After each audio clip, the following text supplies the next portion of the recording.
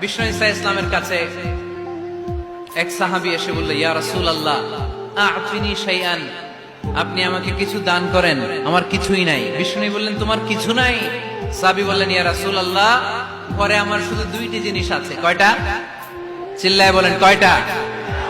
এক হচ্ছে একটা জামা, দুই হচ্ছে পানি খাওয়ার একটা জগ। বিষ্ণু বললেন, এই দুইটাই নিয়ে আস।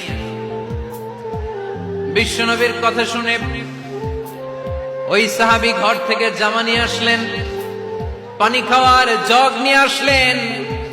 বিশ্বনবী সাল্লাল্লাহু আলাইহি ওয়াসাল্লাম ওনার মুবারক হাত দিয়ে এক হাতে জামা ধরে আরেক হাতে পানির জগটা ধরে সাহাবীদের দিকে উদ্দেশ্য করে বললেন, মাইয়াশতারি হাদাইন, এই দুইটা জিনিস কেনার মতো কে কে আছে দেখি?